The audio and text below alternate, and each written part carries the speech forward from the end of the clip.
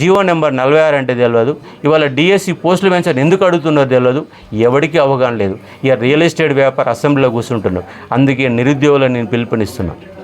నిరుద్యోగులారా, చదువుకున్న వాళ్ళం, పిహెచ్డీలు చేసినాం.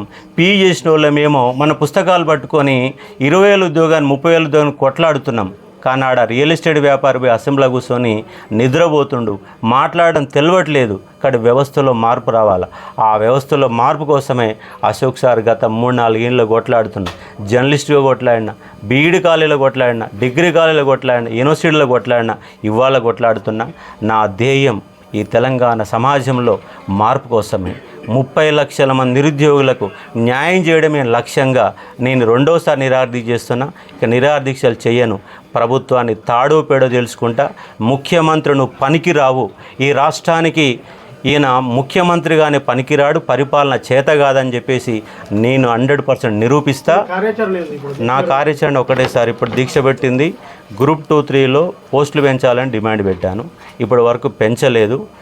పెంచి వాయిదేమని విద్యాలు అడుగుతూ ఉన్నారు. డిఎస్సిని వాయిదేమంటారు, బలవంతంగా పెడతామంటారు. రేపు బలవంతంగా పెడితే ఇవాళ 2 లక్షల మంది నిరుద్యోగులు డిఎస్సి వాళ్ళు ఉన్నారు. వాళ్ళ తీవ్రమైన వ్యతిరేకత వస్తుంది. రేపు కూడా వాళ్ళ అట్లనే ఎగ్జామ్ పెడితే గ్రూప్ 2లో కనుక పోస్టులు పెంచకపోతే మేము మళ్ళీ అసెంబ్లీ రేపు 24వ తారీఖు నుంచి అసెంబ్లీ ముట్టడి ఉంది. అసెంబ్లీ ముట్టడిని అసెంబ్లీ ఎట్లా జరుపుతో చూస్తాం. మన 5-6 వేల మంది వచ్చారు. రేపు 20,000 మందితో అసెంబ్లీ ముట్టడిస్తాం. రేపు 15వ తారీఖు నాడు ప్రజా సంఘాల ఆధ్వర్యంలో సెక్రటేరియట్ ముట్టడి ఉంది. ఆ ముట్టడిని విజయవంతం చేస్తాం. రేపు అసెంబ్లీ కూడా ముట్టడిని సక్సెస్ చేస్తాం. ప్రభుత్వాన్ని నిరుద్యోగుల ప్రభుత్వమా తేల్చుకుంటాం కంపల్సరీ.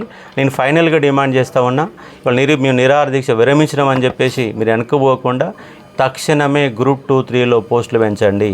ఎందుకంటే దాదాపు 7-8 లక్షల మంది గ్రూప్ 2-3 రాస్తున్నారు. పోస్టులు ఖచ్చితంగా పెంచాలని డిమాండ్ చేస్తూ ఉన్నా. రెండోది గ్రూప్ 1లో 1:100 ఇవ్వండి. ఈ దేశం ఏం మునిగిపోదు, రాష్ట్రం ఏం మునిగిపోదు. పక్క రాష్ట్రాలు లేని లీగల్ కాంపిటీషన్ మనకేమి రావు. మీరు లాస్ట్ టైం 2016లో గ్రూప్ 2 పోస్టులు యాడ్ చేశారు. మొన్న గ్రూప్ 3లో కూడా 13 పోస్టులు యాడ్ చేశారు. మరి అక్కడ 13 పోస్టులు యాడ్ చేసినప్పుడు గ్రూప్ 2లో యాడ్ చేస్తే ఏం రోగం వస్తుంది? డిఎస్సిలో యాడ్ చేశారు కాబట్టి గ్రూప్ 2-3లో యాడ్ చేయండి. గ్రూప్ 1లో 1:100 ఇవ్వండి. ఇవాళ కూడా మించిపోలేదు.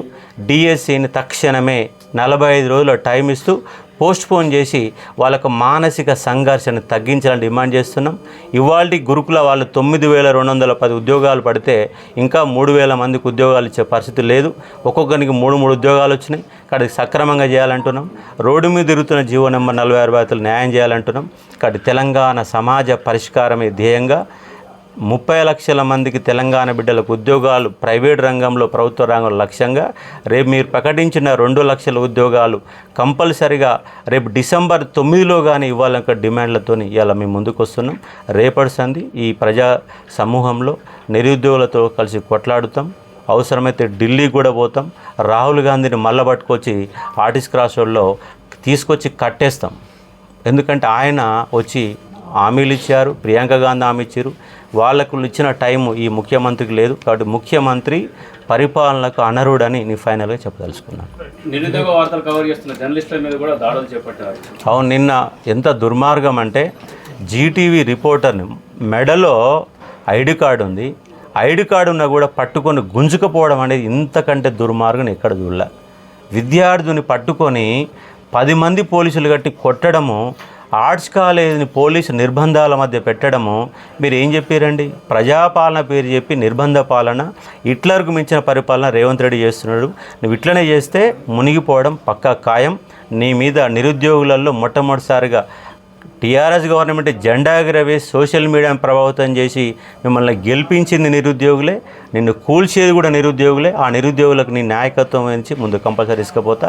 కాబట్టి ఈ సందర్భంగా పత్రికా విలేకరు పైన దాడి చేసేటట్టు వాళ్లకు పైన పోలీసుల పైన కేసు పెట్టాలని నేను డిమాండ్ చేస్తూ ఉన్నా. నా ఇల్లుని కూడా నిర్బంధకారణ చేశారు. పోలీసులు కూడా హక్కు లేదు. ముందు ఈ యొక్క ప్రజా ఉద్యమాలను మరింత బలోపేతం చేసి చెప్తా ఉన్నాను.